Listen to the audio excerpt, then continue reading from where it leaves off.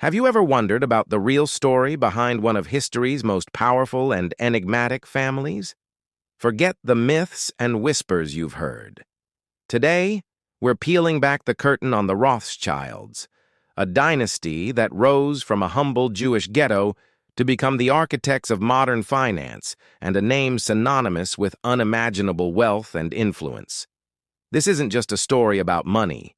It's a tale of ambition, genius, and a family that changed the world. Our story begins in the late 18th century in the cramped and restrictive Judengasse, or Jews' Lane, of Frankfurt, Germany. This is where Meyer Amschel Rothschild was born. He wasn't born into riches. His father was a modest money changer and trader of rare coins. From a young age, Meyer showed an incredible aptitude for finance. Instead of becoming a rabbi as his parents hoped, he was apprenticed at a banking firm in Hanover. There, he learned the ins and outs of trade, currency, and dealing with nobility. Meyer's big break came when he returned to Frankfurt. He started his own business, dealing in rare coins and antiques, which brought him into contact with Crown Prince Wilhelm of Hesse. Impressed by Meyer's knowledge and honesty, Wilhelm appointed him as his court factor, essentially his personal financial manager.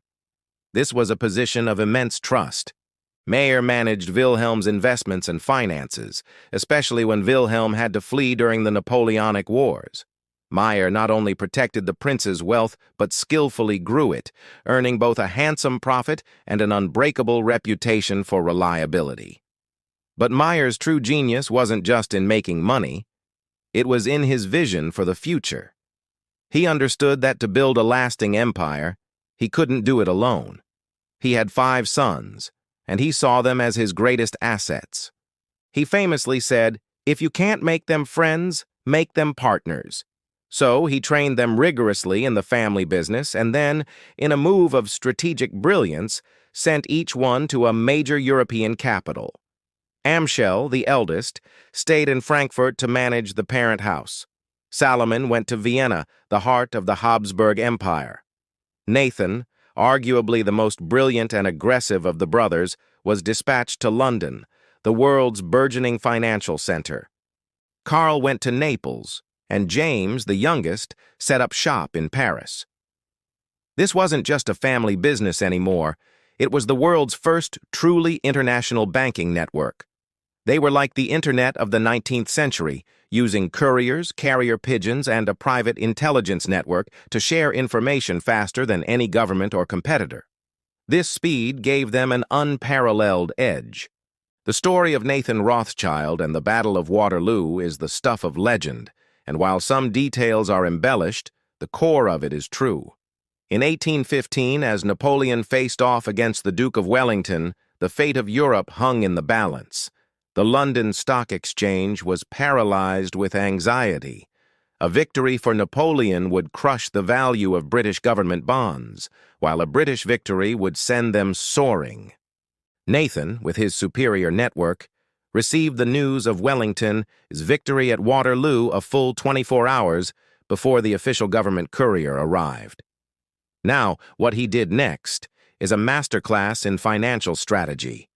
He didn't just buy up bonds, he walked onto the floor of the stock exchange and began to sell. Everyone knew Nathan had the best information, so they panicked, assuming Wellington had lost. A wave of selling crashed the market, and bond prices plummeted. Then, just before the official news arrived, Nathan's agents quietly bought up every bond they could at rock-bottom prices. When the official news of victory broke, the market exploded, and the value of Nathan's bonds skyrocketed. Overnight, the Rothschild fortune multiplied, cementing their position as the dominant financial power in Europe. But their influence went far beyond just making money. The Rothschilds became the bankers to kings, governments, and empires. They financed wars, but more importantly, they financed peace. They funded Britain's purchase of the Suez Canal, a critical artery of global trade. They provided the loans that helped Brazil gain independence from Portugal. They financed the construction of railways across Europe, which fueled the Industrial Revolution and connected the continent like never before. When a country needed a loan, they didn't go to another country.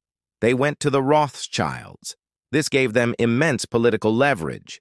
They could stabilize economies or bring them to their knees.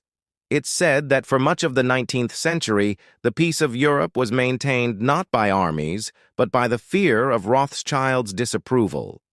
Each branch of the family integrated into the high society of their adopted countries. They became patrons of the arts, accumulating priceless collections of paintings, sculptures, and furniture. They built magnificent palaces and country estates, like Waddesdon Manor in England or the Château de Ferrières in France, which became centers of social and political life. They were ennobled by the Austrian and British crowns, becoming barons and lords. They broke down social barriers, proving that a family from the Frankfurt ghetto could rise to the very pinnacle of society through intelligence and sheer force of will. However, their immense success also made them a target. Their secrecy and vast, almost incomprehensible wealth fueled suspicion and envy. They became the subjects of countless conspiracy theories, many of which were rooted in anti-Semitism. They were accused of everything from starting wars for profit to controlling the world from the shadows. While their influence was undeniably vast, these theories often twisted their business acumen into a sinister plot for global domination, ignoring their significant contributions to philanthropy and economic development. Over the 20th century, the world changed. The rise of state-run central banks, 2 world wars, and changing geopolitical landscapes altered the nature of international finance. The Rothschild dynasty had to adapt. They moved away from financing governments and toward more modern financial services like mergers and acquisitions, asset management, and private banking. The family business evolved from a network of brothers into a more corporate structure. Today, Rothschild & Co. is still a major global financial advisory group, continuing the family's legacy in a new era. The family is also renowned for its philanthropy, particularly in the arts, education, and sciences, as well as their world-famous wineries like Chateau Mouton Rothschild. The story of the Rothschilds is a powerful reminder of how a combination of vision, family unity, and a revolutionary approach to business can change the course of history.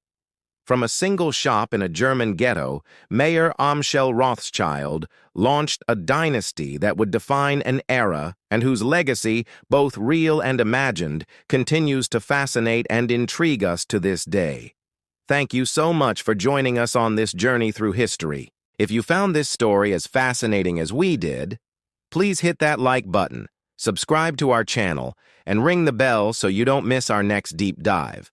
Let us know in the comments what historical figures or families you'd like to see us cover next. Until then, stay curious.